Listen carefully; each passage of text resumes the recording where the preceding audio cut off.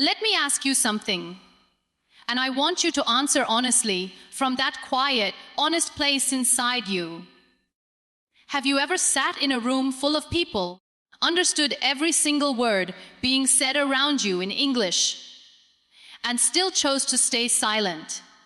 Not because you had nothing to say, not because you were disinterested, but because somewhere deep inside a voice whispered, "What if I say it wrong?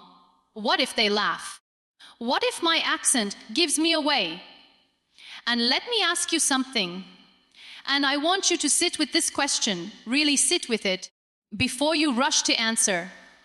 When was the last time you had something to say? Something real, something meaningful, and you chose silence instead? Not because the words weren't there, not because you didn't know what to say, but because the moment you opened your mouth to say it in English, something happened inside your chest. A tightening, a whisper, a cold, quiet voice that said, "Don't. What if you get it wrong?" And so you didn't. You sat there, you nodded, you smiled at the right moments. You understood every word, every sentence, every joke. And you laughed at the right time too. But your own voice, you kept it locked away, safe, hidden. Because hidden felt safer than heard. I want to talk to you about that feeling today. Not to shame you for it, not to lecture you, but because I know it. I know what it feels like to have a whole universe living inside you and to believe, truly believe, that the world is not ready for it. Or worse, that you are not ready to give it. Here is the truth that took me a long time to understand. The problem was never your English. Read that again. The problem was never your English. You can understand a movie without subtitles. You can read a novel and feel it in your bones. You can follow a lecture, a podcast, a conversation, and process every single word in real time. That is not the performance of someone who does not know a language. That is fluency. That is comprehension. That is knowledge, sitting quietly and patiently inside you, waiting for you to trust it. But trust is the hard part, isn't it? Because somewhere along the way, maybe in a classroom, maybe in a meeting, maybe in one single humiliating moment that you still replay in your mind, you decided that knowing was not enough, that you also had to be perfect, that your sentences had to be smooth, your grammar had to be spotless, your pronunciation had to carry no trace of where you came from.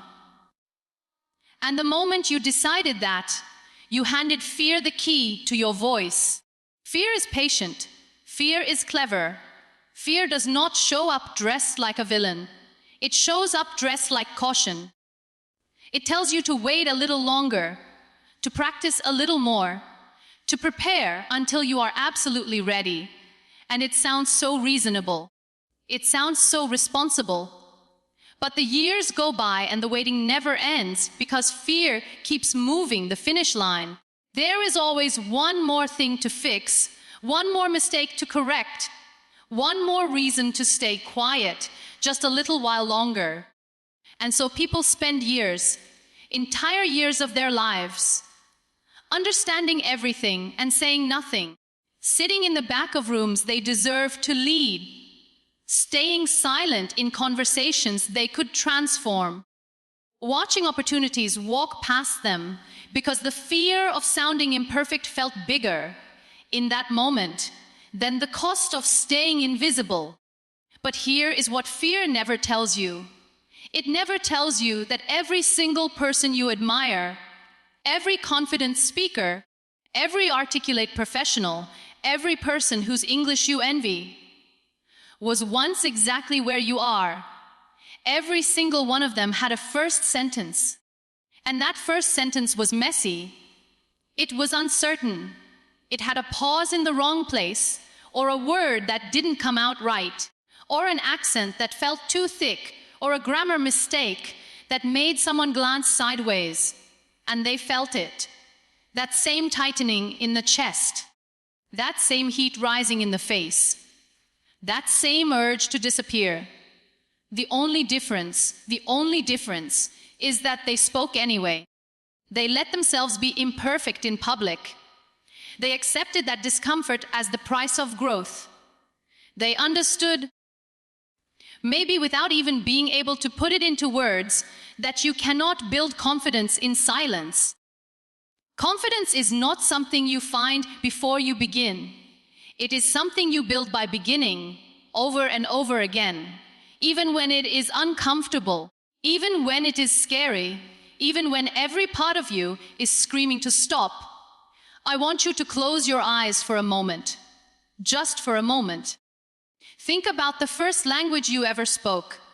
Think about the first word you ever said out loud.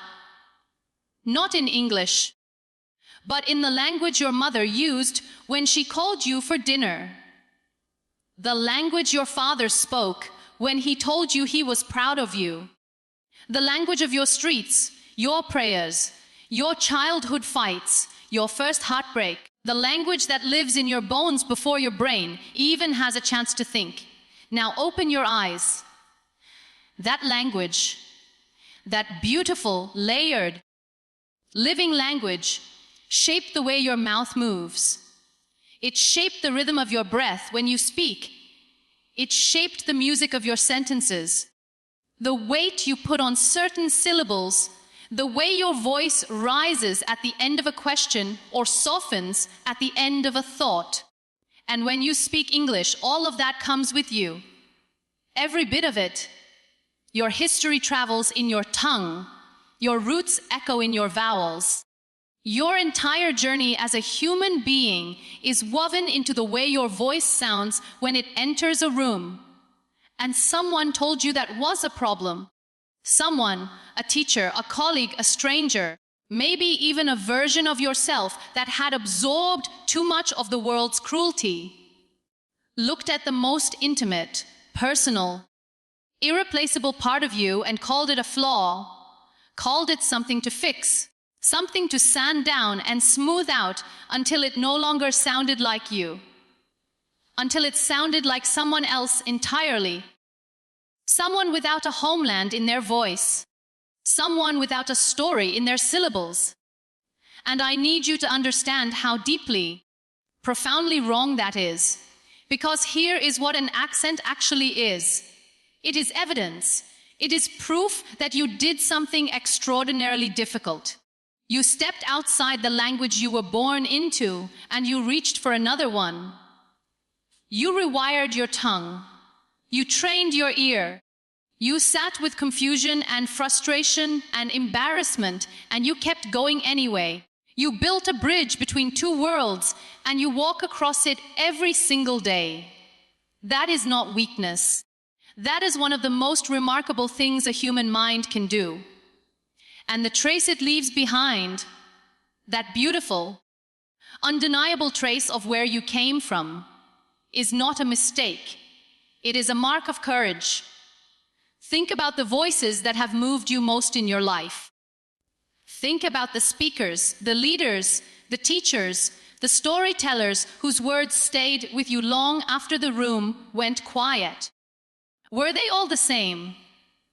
Did they all sound like they had been pressed from the same mold, smooth and identical and accent-free? Or were the voices that moved you the most the ones that carried something in them? Something real, something earned? Something that told you this person has lived, this person has struggled, this person is not performing for me. This person is speaking from a place that is entirely and unapologetically their own. Authenticity does not sound like perfection. Authenticity sounds like truth, and your accent is truth. It is the truest sound your voice knows how to make. Now, I am not telling you not to grow. I am not telling you not to learn, not to expand, not to work on your fluency and your vocabulary and your confidence. Please do all of that. Chase every skill, embrace every lesson. But do it because you want to express yourself more fully, not because you are ashamed of where you started. Do it because you want to add to who you are, not because you are trying to erase it. There is a profound difference between building yourself up and tearing yourself down in the name of self-improvement. The world does not need you to sound like someone else. The world has enough of those voices already. What the world needs, what the people in every room you walk into actually need, is the specific, irreplaceable frequency of your voice. The one shaped by your culture, your language, your struggle, your survival. The one that nobody else on this earth can replicate. No matter how hard they try, I want you to think about the last time you learned something physical. Maybe it was riding a bicycle. Maybe it was learning to swim. Maybe it was something as simple as learning to write your own name. The way your hand shook at first, the way the letters came out uneven and uncertain, the way you had to slow down and concentrate on every single stroke because nothing about it felt natural yet. And then think about what happened over time. Think about how the shaking stopped. Think about how the letters straightened. Think about how one day, without even realizing it, you picked up a pen and wrote your name without thinking at all. Fluid, effortless, automatic, as if your hand had always known how to do it. That did not happen because you were talented. That did not happen because you were special. That happened because you repeated it over and over and over again until your muscles stopped asking questions and simply remembered. Speaking is exactly the same. It is not a gift that some people are born with and others are not. It is not a talent that lives in certain throats and skips others. It is not a mysterious quality that confident people possess and quiet people lack. Speaking is a skill, and like every skill that has ever existed in the history of human beings trying to do hard things, it is built through repetition, through practice, through use, through the willingness to be uncomfortable long enough for the discomfort to become familiarity. Your speaking muscle, and yes, I am calling it that deliberately, because that is exactly what it is, responds to exactly the same principles as every other muscle in your body.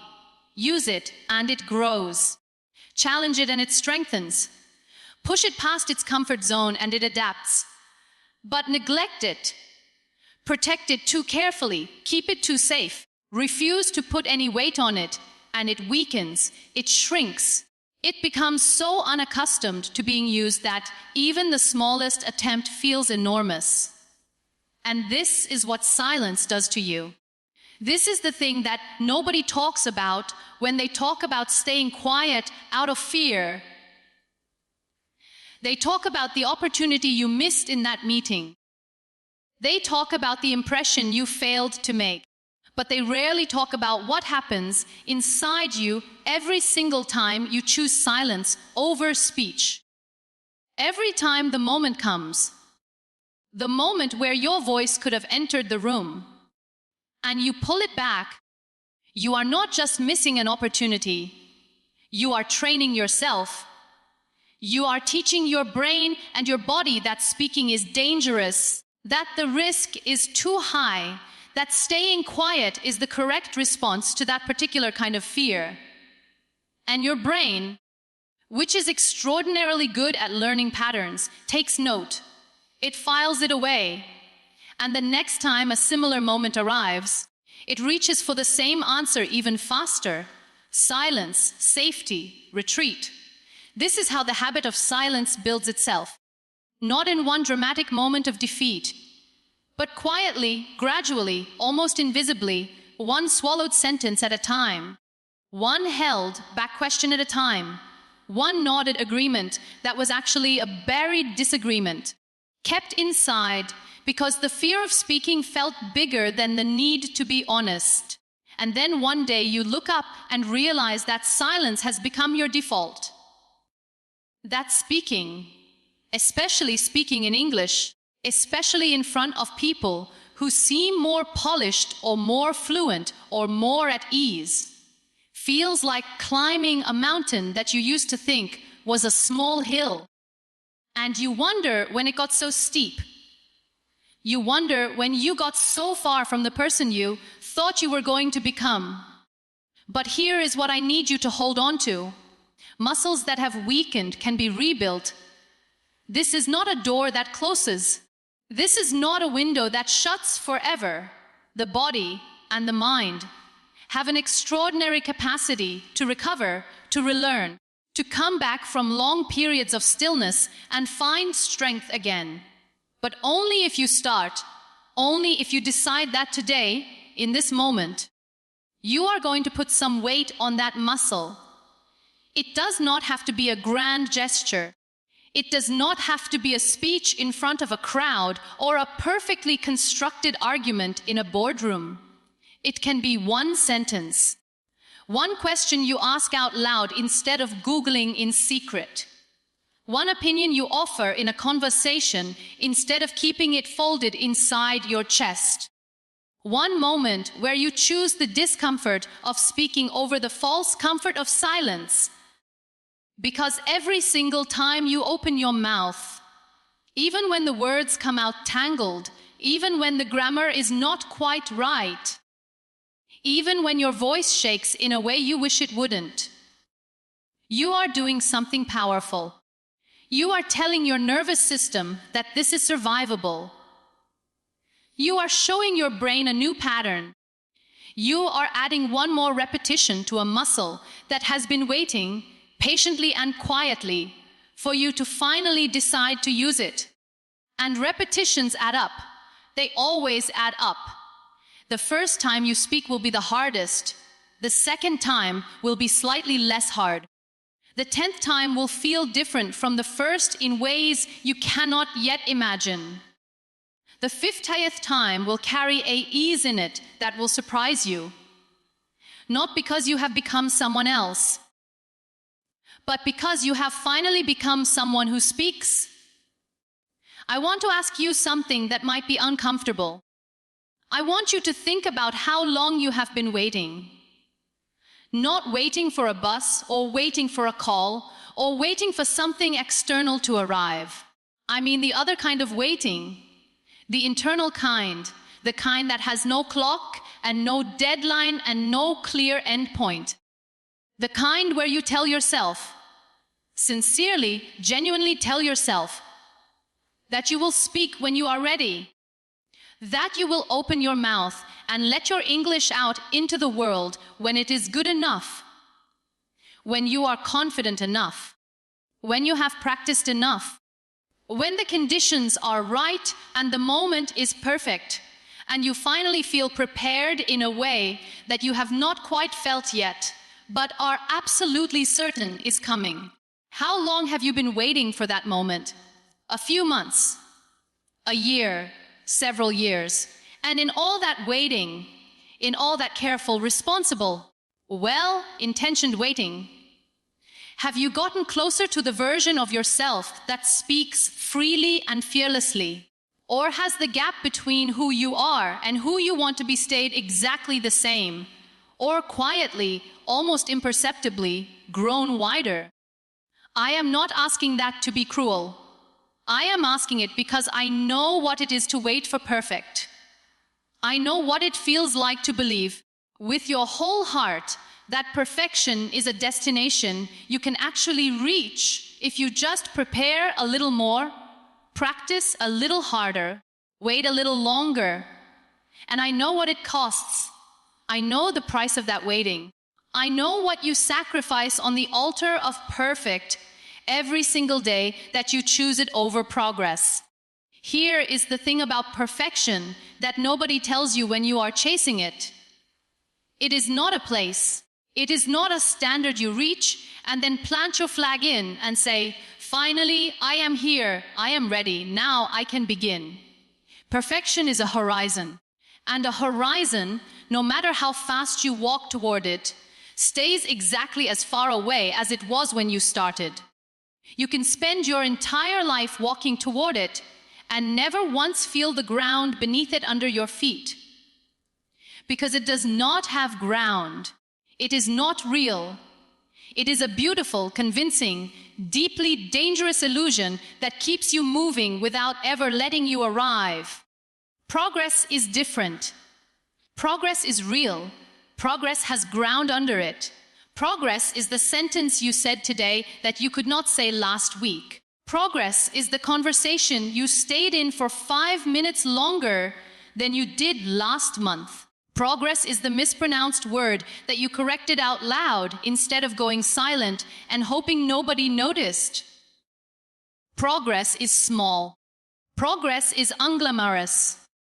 Progress does not look impressive from the outside, and it rarely feels impressive from the inside. But progress is the only thing that has ever actually moved a human being from one version of themselves to a better one. Every person who speaks English with ease today, every person whose fluency you admire, whose confidence you want, whose ease in a conversation feels like something you can only dream about. Every single one of them made mistakes that they did not wait to make in private. They made them out loud. They made them in front of people. They conjugated a verb wrong in a meeting and kept talking. They mispronounced a word in a presentation and recovered. They searched for a sentence in the middle of a conversation and found it, or didn't find it and said something else instead, and the world did not end. The room did not collapse. The people listening did not stand up and walk out. Life continued, and they continued with it, slightly more practiced, slightly more at ease, slightly closer to the version of themselves that they were building one imperfect sentence at a time. That is the path. That is the only path.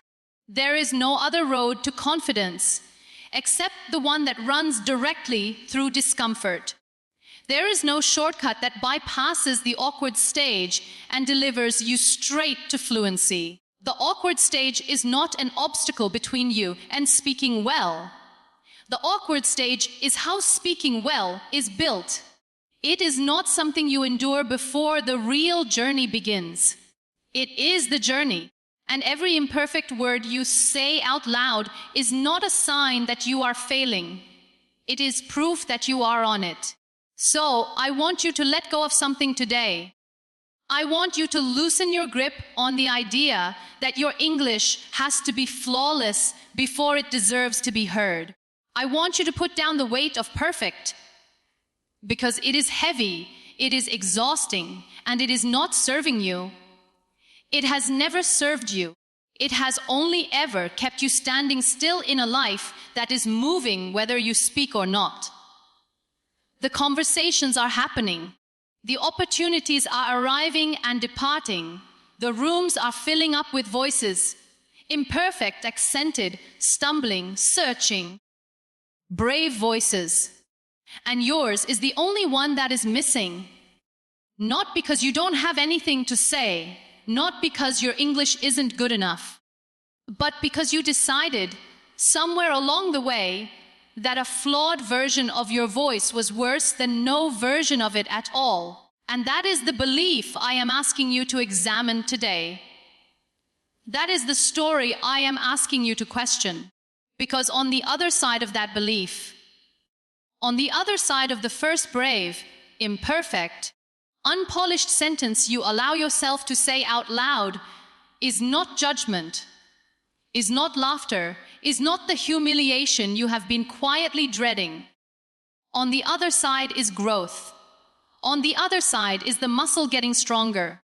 On the other side is the version of you that you have been waiting to become. Not waiting for perfect conditions to appear, but built slowly, stubbornly, beautifully, out of every imperfect attempt you were brave enough to make.